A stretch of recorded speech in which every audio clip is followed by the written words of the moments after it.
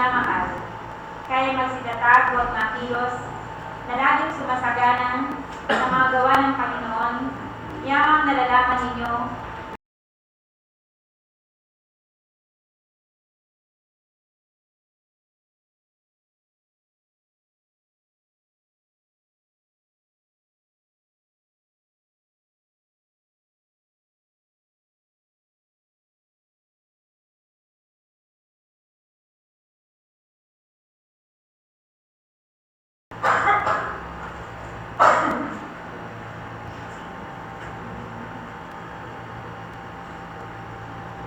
yung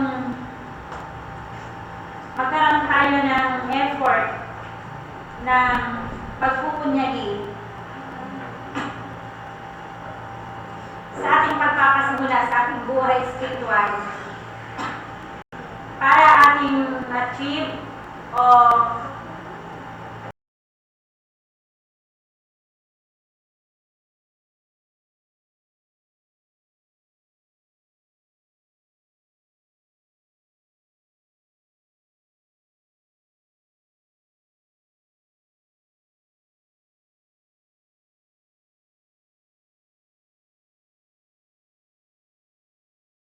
okay.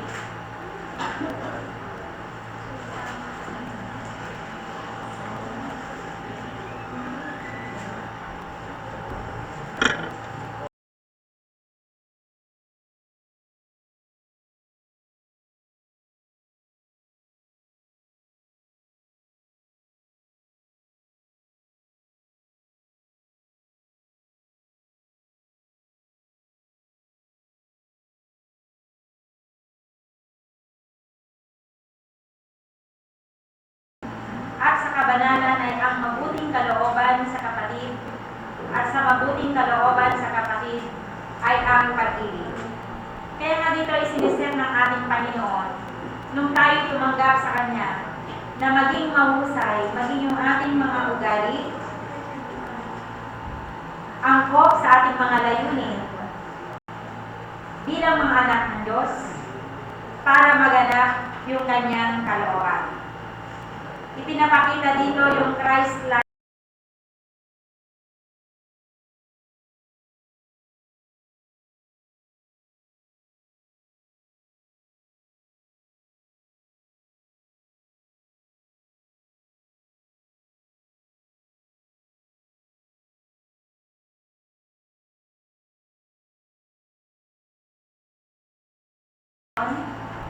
na maganda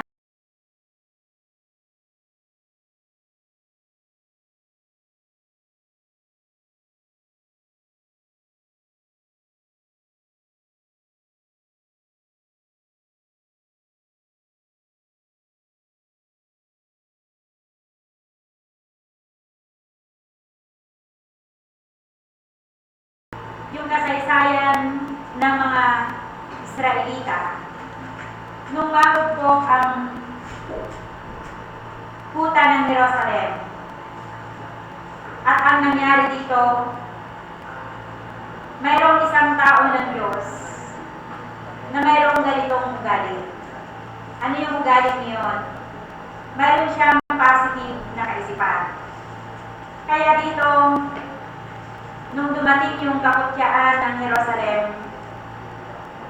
inisip niya sa kanyang sarili. Hindi niya tinignan na siya yung cupbearer lang, tagadala lang ng cup ng hari.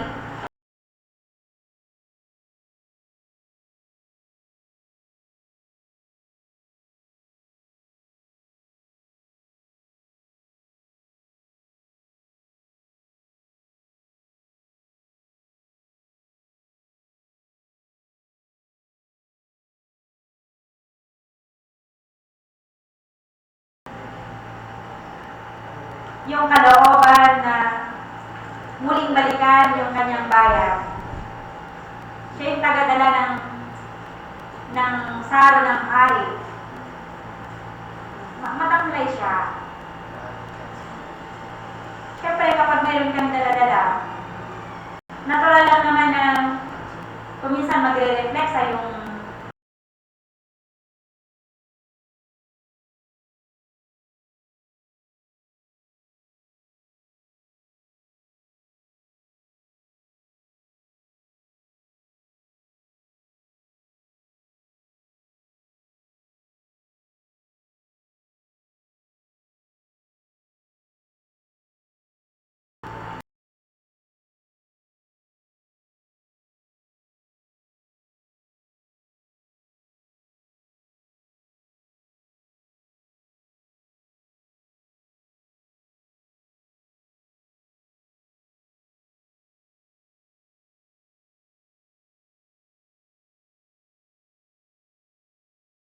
kanyang kalooban.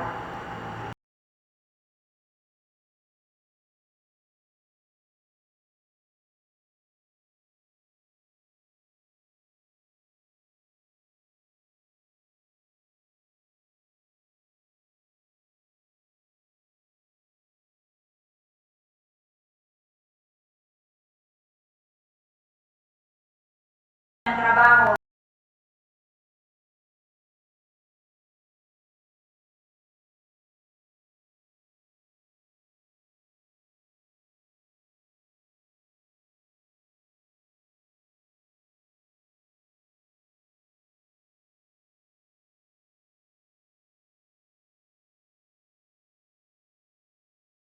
Loob. Di po ba?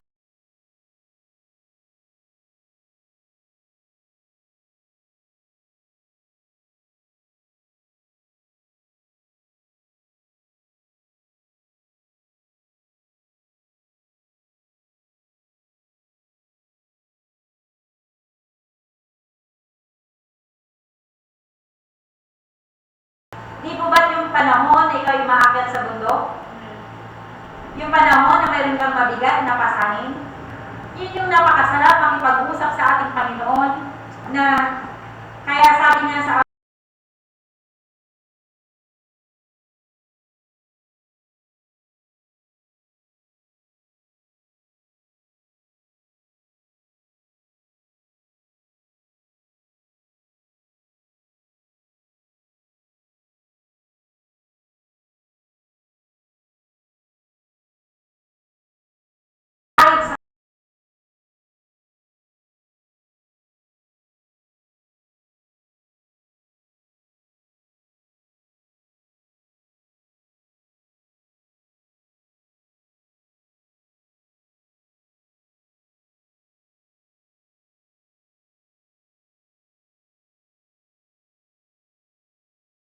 buhay.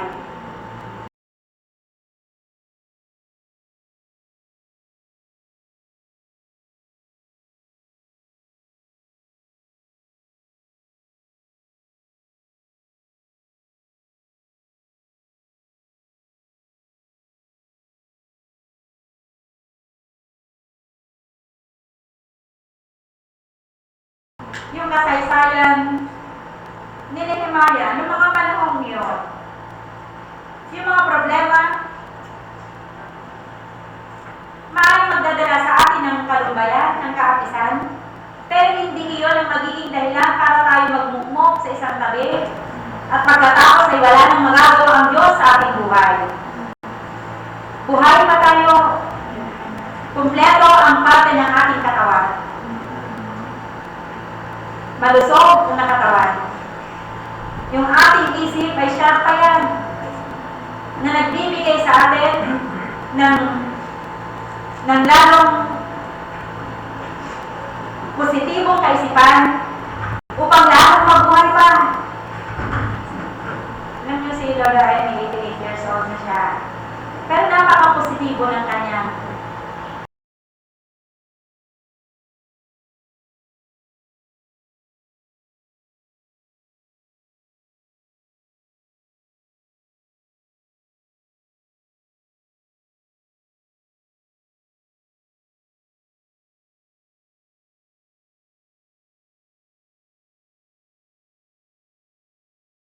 kapag mayroon ng problema, hindi mo na ako sasamba ngayon.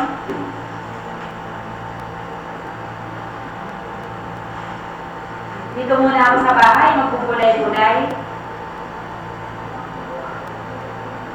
Pinakamagandang pagkakataon na isambahin ng ating Panginoon sa ganung sitwasyon ng iyong buhay. Lalo kang magbihis, labanan mo ang mga gawa ng kalaban. Dahil kung minsan, diyan siya pumapasok eh. Pag nakita niya na malungkot ka, huwag ka nang padalang mo na magsimba. Dito ka lang muna. Pero alam niyo po ba, mas maigi na pagtagumpayan natin yung bagay na yun. Lalo kang gagawa, lalo kang pupunta, lalo kang maaari, lalo kang dadalangin sa ating Panginoon. Labanan mo yung negatibong isinisiksik ng diablo sa iyong kaisipan. Isipin natin, kapag dumarating yung mga bagay na yun, yung iba, maaaring masigit pa ang kanilang dinadala sa atin. Maaaring sila'y namatayan, isang beses, dalawang beses, umaring sila yung mga nasunugan, nawala ang naiwan sa kanila, o baka mas mayroon pa siyang mas malalang karamdaman sa iyo. Di mo ba? At nang dumating sa iyo yung mga bagay na yun, mayroon ka pang Diyos na nalalapitan. Pinakakabuti ng ating Panginoon. Ipinakilala niya yung kanyang kagandahang loob noong mga panahon na tayo ay malayo sa Kanya. Kaya ngayon, punong-puno ka ng pag-asa. Ng kaisipan na laging sumasagana sa harapan ng ating Panginoon. Na ito yung ating binasang teksto. Kaya nga po sabi niya dito, yung importance of a positive attitude. Magkaroon na tayo ng evaluation sa ating sarili. Evaluate natin. Hindi po ba?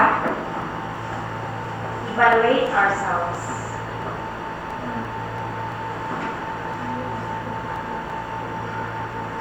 Okay na ba yung ating ginagawa sa Panginoon? Sapat na po ba? O sapat na ba yung ating ginagawa? Maganda daw yung bagay na yun. Na sinasaliksik natin yung ating mga sarili. Kung ano ba yung pwedeng mabago sa atin. Dahil nung tayo lumapit sa ating Panginoon, nakakawi tayo sa ating mga kasalanan. Pero may mga attitude tayo kuminsan na hindi pa rin angkop kuminsan. Naangkop sa isang banal na pamumuhay.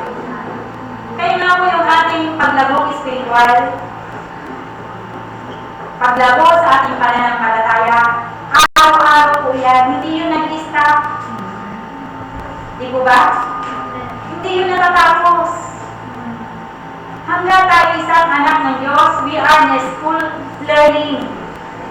Natututo tayo ng maraming bagay sa ating mga buhay. Minsan even from a small child, sa isang maliit na bata, natututo tayo sa kanila. Examine ourselves. Examinin daw natin yung ating mga sarili. Kung ano pa yung dapat na ma-develop sa atin. Kung ano yung mga strength natin. O ano yung mga weakness natin na pinakailangan natin bantayan. Ako, sa aking sarili, lagi ko rin ginagawa yung bagay na yun. At maganda, lalo pa kasama mga Panginoon, pinapakilala rin niya yung ating mga kalinahan. Naranasan niyo ba yung bagay na yun? At maganda ugali yung bagay na yun. Kung minsan we can learn from others through constructive criticism. May mga criticism na may energize ka. Di po ba? May energize, ibig sabihin, kapag mayroon kang ready heart, kapag mayroon kang pusong laging handang tumanggap, nasa way din ng pakikipag-usap yun. Kaya nga dito, sabi niya, improve. Kinakailangan daw, tignan din natin kung ano pa yung dapat natin i-improve sa ating mga sarili. Maganda rin ugali yun, mga kapatid. Hindi mo okay na to, okay na itong meeting ko, tama na to. Mayroon lagi improvement sa araw-araw sa ating buhay kung ibig natin. Kung gusto mo na ma-improve pa ang iyong sarili. Ako sa aking sarili, marami pa akong gustong i-improve sa harapan ng Diyos.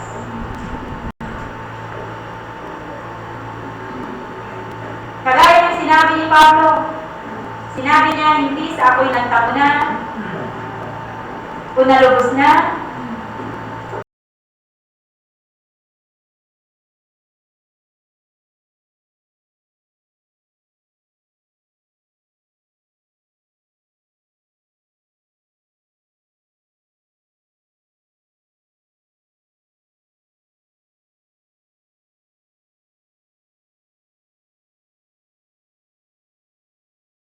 puso mo na sa bawat araw, ikaw ay natututo sa mga bagay ng ating Panginoon.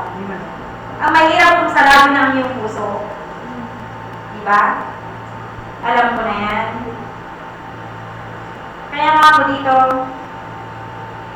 in life, there is always room for improvement. Mayroong laging lugar para tayo ay magbago. Mayroong laging lugar para tayo mag-improve. Lalo mayroong lugar para tayo umayos yung ating attitude, yung ating buhay sa harapan ng Panginoon. Mahusay lalo yung ating ginagawang paglilingkod sa Kanya. Kaya hindi rin tayo nabubuhay sa mga sinasabi ng tao, mga kapatid. Kinakailangan ang concern natin dito kung ano yung sinasabi ng Diyos sa ating ginagawang paglilingkod sa Kanya. Bakit? Hindi rin tayo pleasers of men. Kaya sa Nehemiah, sinabi niya, nung napagsak ang kuta ng Jerusalem, ang tinanong niya sa kanyang sarili, what can I do about the situation? Anong maaari kong gawin sa sitwasyon na ito na nangyari sa bayan ng Jerusalem? Sinabi niya sa kanyang sarili yung bagay na ito. Hindi niya sinabi, ano kayong magagawa nila? Dapat gumawa sila. Hindi ganon ang kanyang kaisipan. Ang tunay na lingkod ng Diyos, hindi yung utos ng utos. Na ito ang gawin ninyo, huwag niyo tignan kung ano yung aking ginagawa. Kundi sinabi ni Nehemiah sa kanyang sarili mismo, ano ang aking magagawa sa sitwasyon na ito. Napakagandang kaisipan ng isang anak ng Diyos. Kapag may nakita kang isang bagay, anong magagawa ko para ma-improve itong bagay nito? Para lalong gumanda. Para lalong mapalagot itong bagay na ito. Yung mismong sarili mo ang isasama mo doon. Hindi yung ano kaya ang magagawa nila. Gawin ko ito.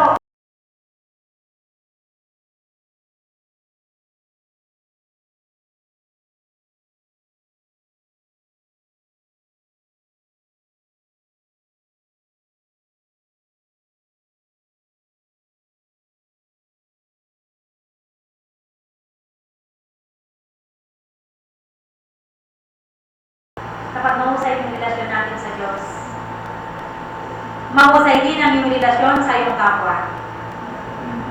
Lalong-lalo pa sa kasambahay, sa pananampalataya. Di po ba? Nadaraman niyo ba yung bagay na yun? Kaya nga po dito, the importance of a positive attitude na sa ating paggawa, maaari mayroon kang ma-influensyahan. Mayroon kang ma-inspire pa sa pamamagitan ng iyong buhay. Kaya nga po dito, step to do. Ginawa niya yung maaari niyang gawin. Hindi mataas yung kanyang katungkulan. Kuminsan para bagang sa kaisipan ng tao. Kapag nakita yung isang tao na medyo may pinag-aralan, he has all the wealth para maaaring gumawa at masuportahan yung gawain. Konsepto yun ng tao na para pag napakalaki ng kanyang magagawa.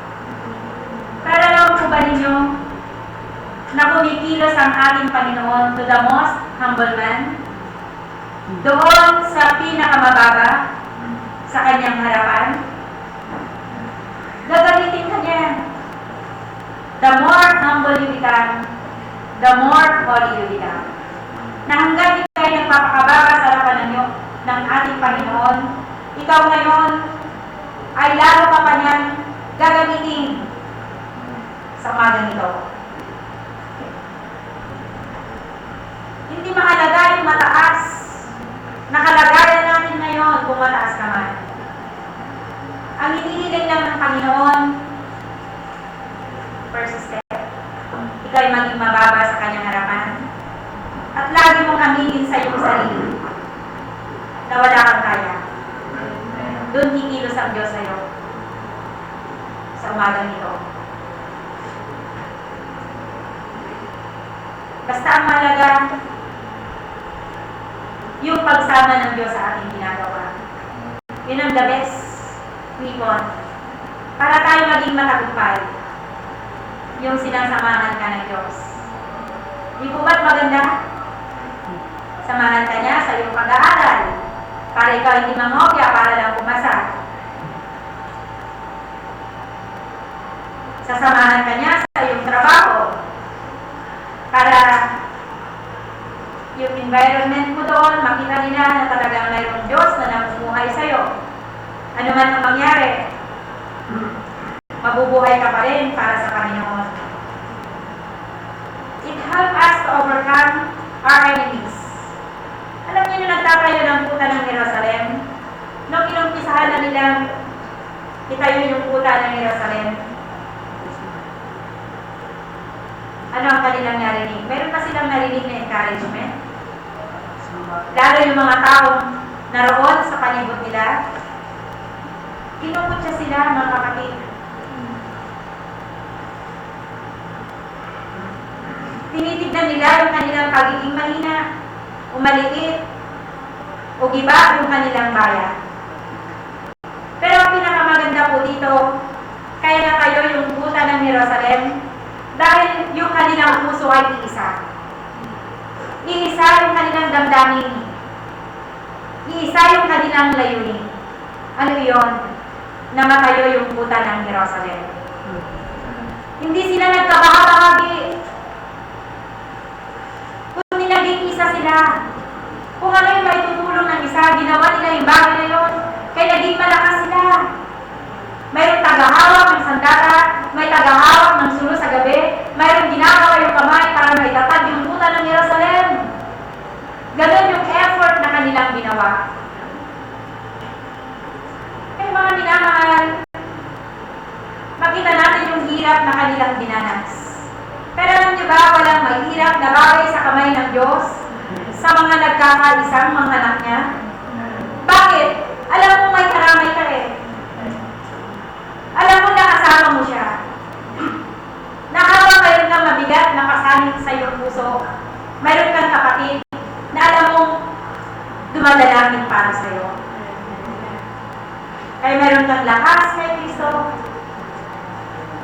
Ano naman sabihin mo sa iyong kapatid na dinadalangin mo siya? Sa umagang ito? Kaya una pala, sa pagtatayo natin ng ating pananampalataya kay Kristo para yung pagtatayo ng puta ng Jerusalem. Yan din yung umpisa na tayo nagtayo ng ating bahay doon sa langit. Ng ating pananampalataya kay Kristo. Nung inumpisa natin manampalataya at magmahal sa ating Panginoon, yung mga taong ating nasa kapaligiran, anong sinasabi sa atin? Nakasama na pala siya dyan. Mayroong mga mukhang iba-ibang itsura, may mga nakaliwing mukha, mayroong mga nanguuwi.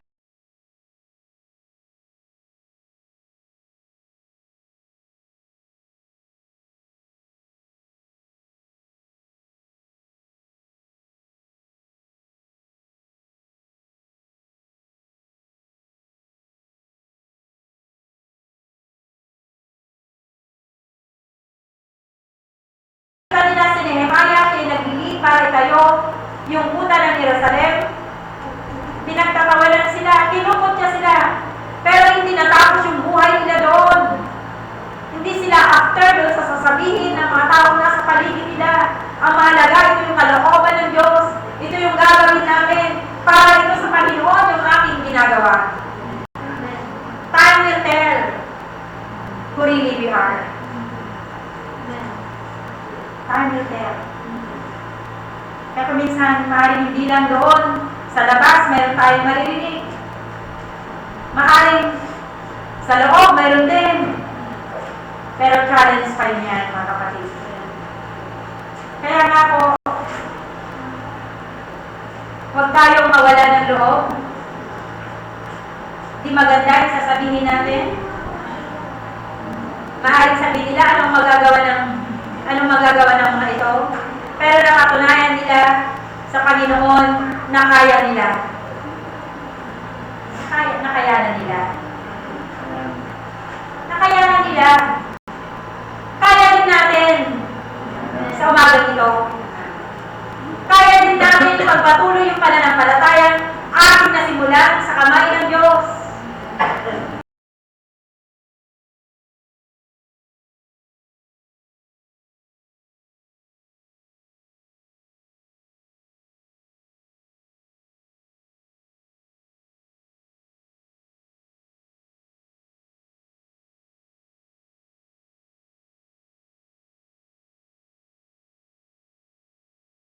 Arts, yung sa Grand Cayman, yung pastor nila, Papa doon. Nandun siya ngayon sa Maryland. Siya yung preacher nung nanood ako. At nakita ko yung mga, may mga naka-wheelchair na doon na nakikinig. Ang tatanda na nila, mga kapatid. Hindi sa talagang puti lahat yung mga buhok nila, pero makita mo talaga na mahihina na sila. Si Brother James R. nagkakasakit na rin daw, sabi ni Papa. Pero kung ano yung character ni Pastor, sabi niya, ganun din siya kaako. Andun siya yung revivalist. Siya yung evangelist nila sa Maryland ngayon. At nung nag-altar ko, napakaganda ng mensahe. Wala man lumalapit sa altar. Kaisa-isa yung mga lumalapit doon. Kahit nun sagana sila sa mga bagay na material. Eh nung nakita kong gano'n, tapos nung ang tagal-tagal na nag-altar call, si Uncle Alvin, di ba matanda na nila, sa pagmatanda si Brother Greg na ika-ika din nandun, James R. Tapos sila, mga matatanda nandun sa harap na nagyayaya ng mga lalaki. Walang lumapit. Sabi ko parang nadarama ko yung damdamin nila na bigat ng kanilang. Sabi ko, ito tested na matagal na panahon. Meron doon 81 years na naglilingkod sa Panginoon. Mula 65 years, si Uncle Alvin, na gumagawa sa kaharian ng Diyos. Itong May, papunta na naman sila doon para sa revival. Sabi ko, saan sila humuhugot ng lakas nila para patuloy na gawin yung paglilingkod sa harapan ng Diyos? Di ba sa Kanya? Sa Kanya, mga kapatid. Eh sabi ko, Panginoon, ilang panahon pa lang yung nagagawa ko para sa iyo. Sila, sabi ko kaya, lalo akong naging malapit sa Panginoon. Lalo akong lumalangin sa Panginoon. Na sana kagaya nila na humuhugot din ng lakas sa mga gawain ng Diyos. Alam niyo po ba yung kagalakan ng mga lingkod ng Diyos? Yung makakita ka ng mga kaluluwang nagpapatuloy, di po ba? Na hindi lang pakanta-kanta dito, kundi talagang ibigay ang inyong buhay sa Panginoon. Na malaman nyo yung mga mensahe na inyong inaawit. Ano yung kinakanta nyo kanina, yung group ninyo? Tumatago sa aking puso. Dakila ka? Dakila ka ating Diyos na ating pinaglilikuran. Kayo yung naging kalakasan nila ni Nehemiah. Hindi sila na-discourage, sabang sila'y kinukutya, ginuyang ng mga tao sa kanilang paligid. Kung ano yung tamang ibig ng Diyos na gawin natin, patuloy natin gawin yung bagay na yun. Huwag pa tayong ma-distract. Huwag pa tayong ma-distract sa sinasabi ng mga tao sa atin. Ang mahalaga yung ating relasyon sa Panginoon. Kaya sabihin pa nila, hindi ka pinabanal, hindi ka lingkod ng Diyos, o ano pa man ang sasabihin sa'yo, basta ang mahalaga, ikaw ay anak ng Diyos, kilala ka ng Panginoon, siya yung nakakabasa ng laman ng iyong puso, na talagang yung puso niya, yung laman niya, determinado ka, na hanggang sa kunin ng Diyos ang iyong buhay, ika'y maglilingkod sa Kanya. Di po ba? Kaya huwag natin sabihin, bata pa ako. Bata ka pa para maglingkod, para magamit ng Diyos. Kaya minsan natutuwa ako sa mga kabataan. Bago sila kumanta, bago sila mag-present ng drama, kaya natin to. Hawak kamay pa, nag-pray pa. Kaya natin to. Lalo yung magsasabi naman, bata pa. Bata pa sa gulang. Nakakahamon, di po ba? Kung yung bata kaya niyang sabihin na kaya na yung bagay na yun. Gaano pa tayo tested na ng maraming panahon ng mga pagsubok. At ngayon, hanggang ngayon, nandito pa rin tayo sa kamay ng Diyos. Iningatan niya. Sa bawat gawa ng kasalanan, nagtatagumpay ka. Di ba diyan isa ng pagtatagumpay? na dapat natin alagaan sa ating mga puso. If you are self-positive, it will create a positive environment. Kapag positibo kang tao, kahit negative na yung nangyayari, maaaring masama na yung nangyayari, kaya mo pa rin i-turn ito sa positibong bagay. It will create, sabi niya, ng positibong environment sa inyong pamilya kaya. Umpisan natin sa ating pamilya. Kung sa pamilyang ito, yung mga magulang mula sa lahat, sila yung haligi ng tahanan, makikita sila na positibo yung kanilang nakikita sa maraming bagay sa kanilang buhay. Nag-create din sila ng mga anak na positibo ang kaisipan. Di po ba? Kaya andyan tayo para i-guide din sila. Kapag alam din natin na nalilihis sila, tungkulin din natin na paalalahanan sila. Minsan may mga nakikita ako, baka palang negatibo na yung kanyang nakikita. Kapag nagsalita siya, si ganito kasi, i-twist natin sila, gawin natin positibo yung mga bagay na yun. Baka pa sila para maturuan. Meron din naman, ako nakikita napakabata pa, pero kapag tumanaw siya yung pananaw niya sa isang bagay, i-turn niya sa isang positibong bagay. Maganda yung bagay na yun. Baka naman nangyari itong bagay nito para na lang tayo maging close sa Panginoon. Diba? Yung mga ganon na pananalita. O baka naman kung sinabi niya yung bagay nito, mayroon pa talagang nakikita sa akin na kailangan kong baguhin. Hindi turn on negative na lahat. Kundi pwedeng maging positibo yung bagay na yun. Kung yung puso natin ay laging handa na paturuan sa ating Panginoon.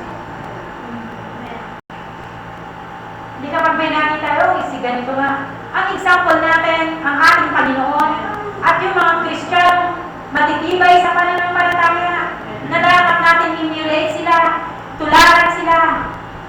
Kapag nakita mo lang tumatalikod, hindi yun ang dapat natin tularan. Tumalikod na siya hindi na siya naging matapat I-turn mo na yung mukha mo sa kanila. Hindi sila karapat-dapat na gawing halimbawa. Tignan natin yung mga nagpapatuloy at nagsisikap. They will laugh at us, but we trusted God. Tinatawanan kanila, pero tayo naman tumitiwala sa Diyos. Maganda yung bagay na yun. Kaya dito, sabi niya, lagi daw natin sabihin sa Panginoon, renew my love to the ministry, season my attitude with grace, and enable me to serve others. Yun ang lagi natin isipin sa harapan ng Diyos. Sabi niya, season my attitude with grace. Maganda daw sinasaliksik natin ang ating sarili. Sana masangkapan tayo ng biyaya ng Diyos. Para yung environment na yan magiging positibo. At mag-create tayo ng pag-ibig sa ating paligid. Hindi ba dahil sa ating ugali mawawala yung mga taong magmamahal sa atin? Alam niyo, love begets love yan If you sow in love, you will reap in love. Alalahanin natin yung bagay na yan. If we sow in hatred, if we sow in unkindness, yun din ang ating hahaninin. If we sow respect, nagtanim tayo ng paggalang sa ating kapwa, kindness to other people, yun din ang ating hahaninin. Tama yung salita ng Panginoon, mga kapatid. Kaya nga dito, sila Nehemiah, nire-ridicule sila. Kinukutya-kutya sila. Pero yung mga anak ng Diyos, nagkaisa sila. Kaya mga kapatid, sumama tayo magtayo. Samahan natin yung ating kapatid na nagtatayo ng kanyang pananampalataya. Kasama niya tayo.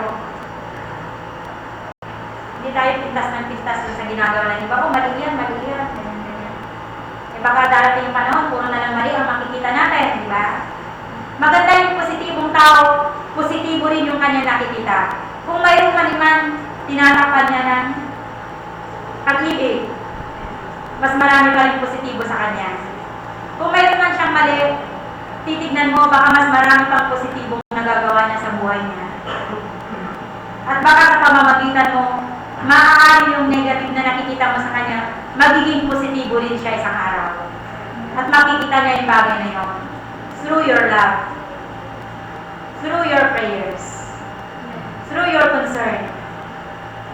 Dahil ito, Iglesia ng Panginoon, kasama tayo nagtatayo. Sinabi niya sa banal na kasulatan, kung hindi tayo kasamang nag-iimpok, tayo'y nagsasambulat.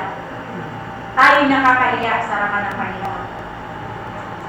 Kaya nga kung ganun po yung ating attitude, positibo yung ating attitude, it leads to rebuilding the walls. Para maitayo, mayroon tayong pananampalataya. Ano yung walls na yun? Parang patibayan niya ng ating pananampalataya. Kaya nga, lahat ng mga gawa sa kamay ng Diyos, every work for Jesus will be blessed. Sabihin mo na, ito lang naman, hindi ako ganun karunong. Pero binibigay mo yun sa Panginoon. I-bless yan ng Panginoon. Basta ina-accomplish natin siya. Yung mga maliliit na bagay na nagagawa ng ating kapatid, ina-appreciate din natin yung bagay na yun. Di po ba? Alam niyo, kahit tagalinis ka lang ng panambahan, taga-ayos ka lang ng upuan, taga-isis ka lang ng kubeta, nakapagpinabayaan yung mga bagay na yan, magsasuffer tayo lahat. Yan ay gawa ng paglilingkod din sa harapan ng Panginoon. Hindi lang yung pag-awit-awit dito sa harapan, pangangaral ang paglilingkod sa Diyos. Mga kapatid. At alam niyo, kahit nakaupo lang sa sulok,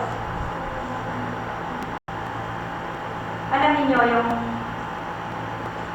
si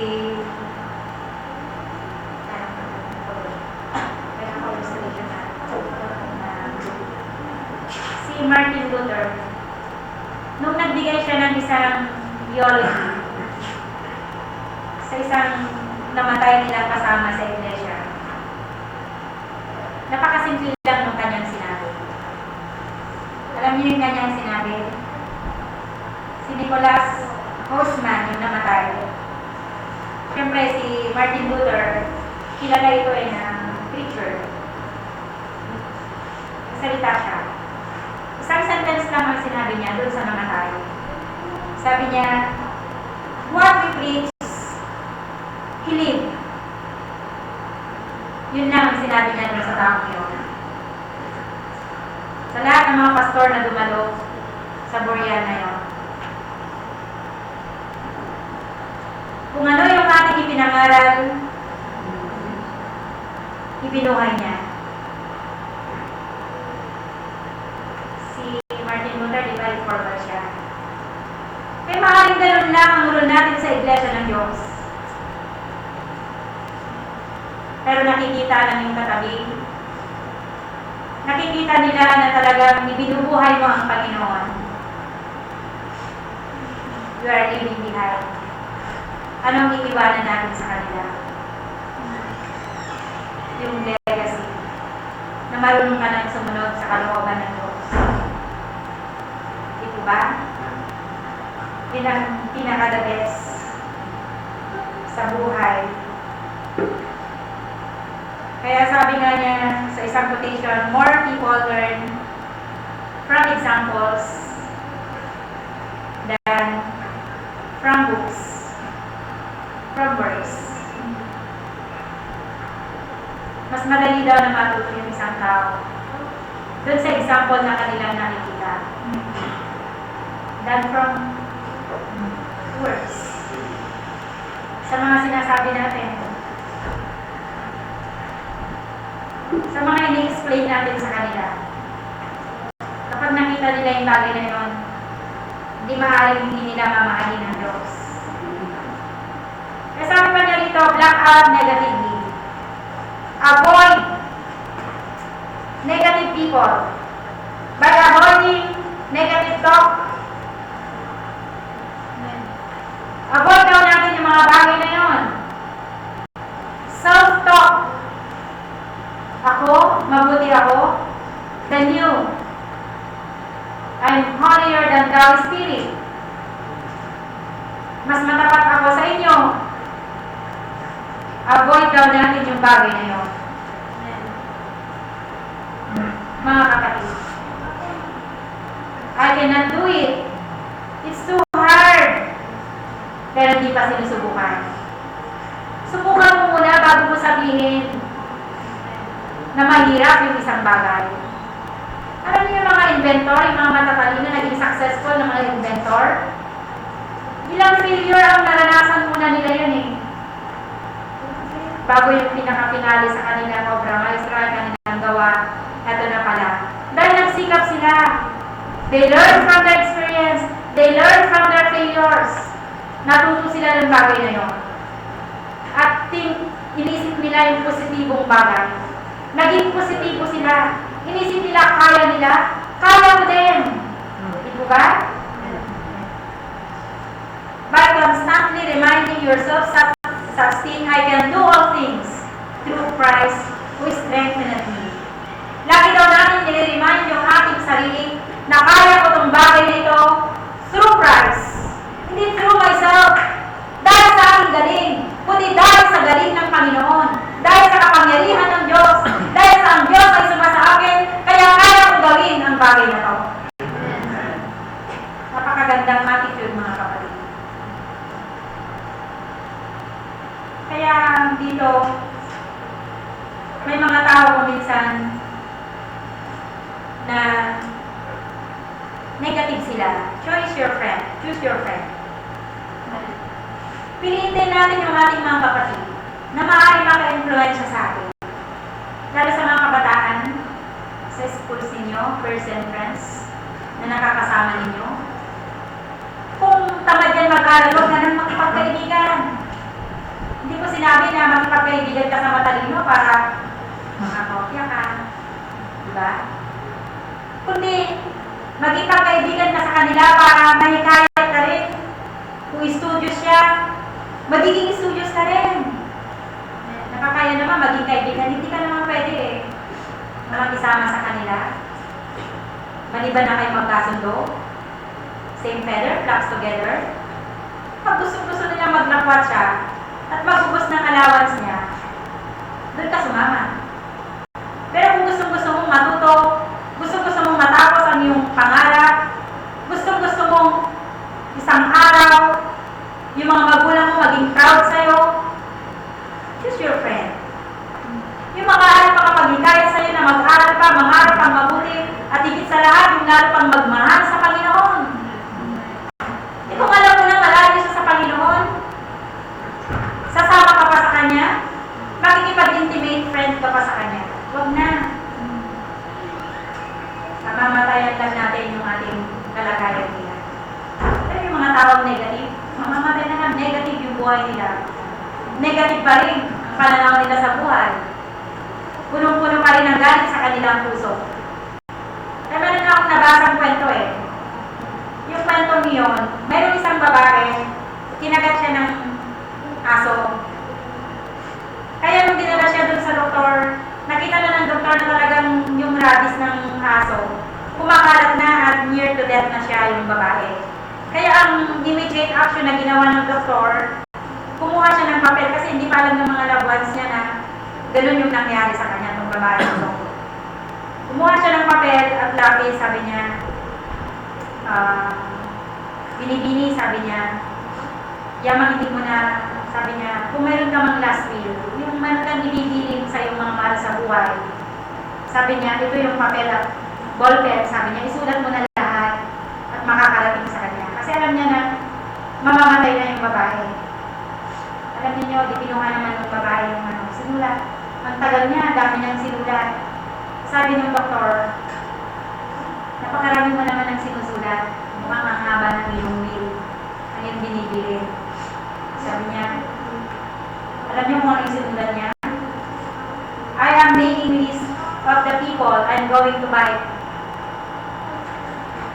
Nililista daw niya yung mga tao, pangalan ng mga tao na kakagatin niya. Pero mo, mamamatay na siya. Iisipin pa niya yung kagalit niya, siguro ito, kagalit ko to. Kakagatin ko para mahirawa yung kanyang rabies. Ano? Negative na tao. Sabi nga, alam niyo si Dwight L. Moody. Inilagay niya, mayroong isang lalaki, kwento ni Dwight L. Moody. Inilagay daw niya doon sa kanyang room. Ito ang huling araw ko sa mundo. Sinulat niya yun. Siguro pinumputer niya. Kung wala pang computer noon, baka handwritten niya. Nilagay niya doon para anytime it reminds him. Nire-remind sa kanya na kung yun man yung huling araw niya sa mundo, ano ang dapat kanyang gawin. Ano pa ba? Kunyari nga mga kapatid, yun ang ito na yung huling araw natin sa mundo. Magbula-bulas pa ba tayo? Gawin pa ba natin yung kalokohan sa harapan ng Diyos? Di ba? Hindi na. Siyempre yung pinakahuling sandali mo, ibig mo naman iayos yung buhay mo sa Diyos. Kaya di ba minsan tinatawag yung mga patawarin mo. O di ba humihingi ng tawad? Kapag mayroon siyang nakagawa ng kasalanan, ina-approve na niya yung sarili niya sa Panginoon. Kaya maganda daw kaisipan yun. Positibong kaisipan. Lagi daw natin isipin, ito yung huling araw natin sa mundo. At kung yung huling araw na yun, ano pang gagawin natin? Samantalahin na yung pagkakataon na gumawa sa kaharian ng Diyos. Samantalahin na yung pagkakataon na gumawa ng mabuti sa ating kapwa. At hindi na tayo mabubuhay sa kapalitan. Kalimutan na yung bagay na yun. At ito ang gagawin natin na lalo pa natin mahuhusay yung ating karanasan sa ating Panginoon, di po ba? Pag namatay tayo, mayroong iiyak. Sabi nila sa akin, kawawa ka naman, sabi nila, isa lang daw yung anak ko. Isa lang daw ang iiyak. Yun lang, sabi ko naman, kaya ako naging kawawa. Diba? Eh, tinatanong mo na rin sa mga, umiiyak ka ba? Namatay ako ng Rex. Iyak ka ba? Iyak ba kayo?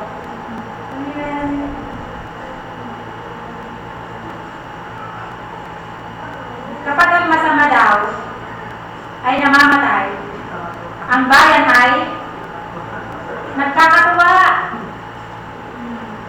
Nagkakatuwa ang bayan. Pero kung ang matuwid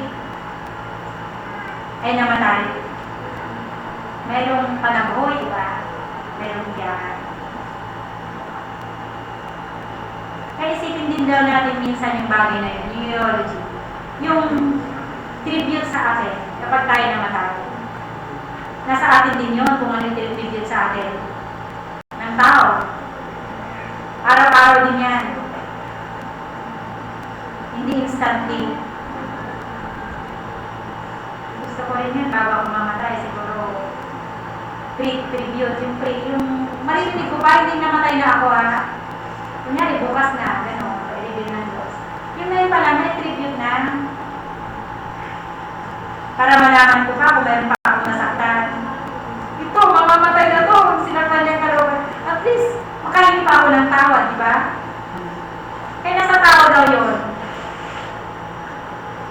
Nasa evaluation natin sa ating sarili. Kung sa ating funeral service ba may mga nag-iiyakan o mayroong mga natutuwa, bear in mind, darating tayo sa bagay na yun. At realidad ng buhay yun. Na kapag think positively yung bagay na yun sa araw, mangyayari yun sa ating buhay, ano ang ating gagawin ngayon? Ano yung preparation na ating gagawin? Hindi lang para bumanda yung tribute, ha, mga kapatid? Kundi talaga yun ang magiging breath natin, yung natural na kilos natin. Hindi ka plastikan lang. Di ba?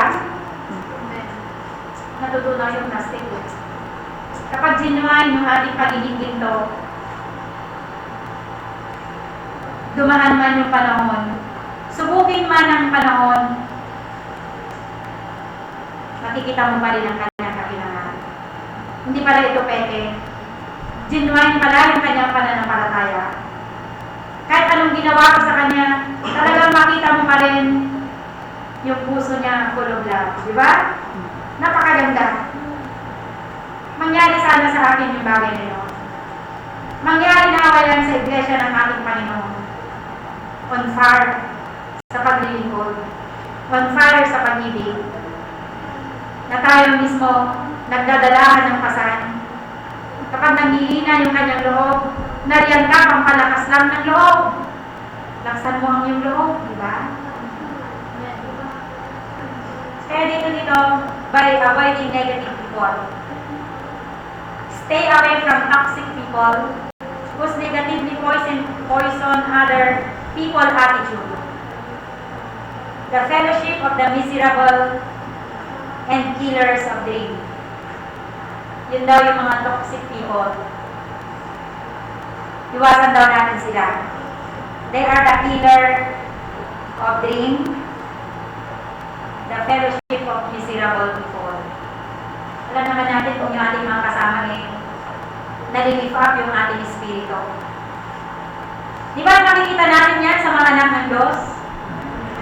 Sa ating magkakatipon? Na minsan kahit may problema na, salamat sa Panginoon.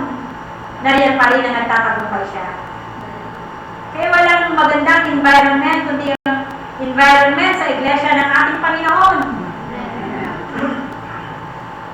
Lalo tayong natututong mangarap, lalo tayong na-encourage na lalong gumawa, lalo tayong na-encourage na lalong magpatuloy sa Panginoon. Bakit? Dahil sa iglesia ng ating Panginoon, nag-create ng positive na environment. Hindi kapag may problema, tumigil ka na. Kung dinaroon ka pa rin, magpatuloy ka kapatid. Diba? Kaya mo yan kapatid. Huwag kang ma-discourage. Kaya gusto ko yung awitin na yun eh. Lord, I want to serve you. With all my heart, I really love you. Pastor, brothers, sisters, don't be discouraged. Look unto Jesus.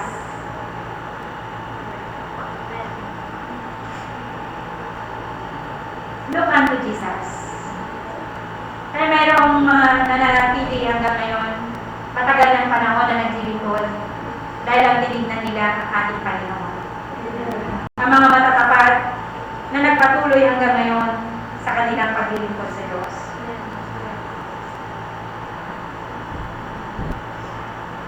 Panguli, live in the present with an eye to the future. Mabuhay daw tayo sa kasalukuyan, hindi ng nakaraan, with an eye to the future. Press toward the mark. Kagaya ni Pablo, nagtutungulin ako sa hangganan ng gantimpala ng pagkatawag sa akin ng Panginoon. Yung matured Christian attitude. Yun yung naging attitude ni Pablo. Naging positibo siya. Na-maintain niya yung positibong kaisipan kahit na kinakaladkad na siya sa bilangguan, positibo pa rin. Nanatili pa rin siya. Hindi niya tinitignan yung mga mahirap na bagay na kanyang dinanas, mga kapatid. Kundi ang nakita niya, yung makapangyarihang gawa ng Diyos sa kanyang buhay. Kaya there is hope in God's name. Mayroong pag-asa sa kamay ng Diyos. Ang ating pag-asa sa Kanya.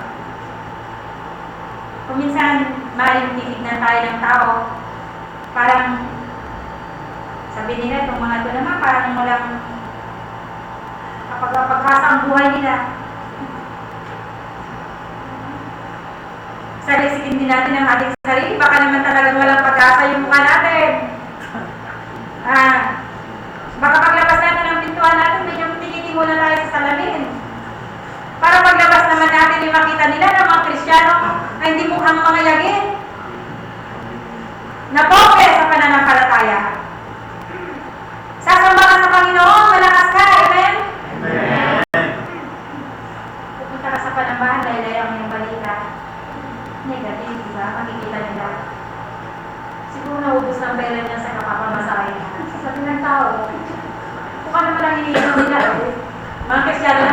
talagang mukhang, yung mga babae lang medyo parang ano eh. Pero yung mga lalaki mukhang mga hasyendero ang dating eh. Lagyan nyo man ng konting sombrero yan, tapos gaganon kayo eh. Mukha na kayo pag-aari ng Katarungan Millions eh. So, create a positive environment. Na hindi lang pala basta-basta ang mga anak ng Diyos. Meron pala dyan in the future, maging kapitan, di ba? Maging engineer. Maging principal. Ano pa? Magiging musician. Kahit ismol-ismolin ka lang, ano yung musician daw? Ba yan? Sayang yung talino. Walang sayang na talino na ibinigay sa Panginoon. Nakita ko yung mga anak ng Diyos noon. Yung mga kabats ko nga, mayroon na nga tayo isang kapatid na milyonaryo eh. Monthly, milyon ang kinikita niya. Nadoble ngayon yung kanyang business, dinoble ng Panginoon. Pero nung mga panahon namin yun, magpapayat, papasok sa Nicanor Reyes, ang papayat, hindi nagmimerienda. Pero ngayon, yung isa, principal 3 na. Magpre-principal 4 na, magiging supervisor na, biro mo yan. Mga panahon yun, parang mga kawawa. Nasa atin yun, kung gusto natin maging kawawa tayo in the future. Pero lahat ng pagkasa binibigay sa inyo ng Diyos. Lahat ng pagkakataon, mga kabataan, kung aral-aral, aral mo na. Kalimutan mo na iyong post ko na yan. Sabi ko nga, yung mga naging ano noon eh, nung kaya rin nilang bumuhay, nagtapak, pinakasalan na kagad. Kaya ng buhayin yung pamilya. Kapag matapat ka sa Panginoon, pinag-pray mo. Na yung mata niya hindi natitingin sa iba, ikaw na lang. Matas ka sa Panginoon. Mag-aral mo na. Yun yung maakin eh, yung mayroon ka ng trabaho eh. Graduate ka na talagang walang 70, yung like, walang 7 ang grade. Makita ninyo tinataas ng Diyos yung mga nilulugmok eh.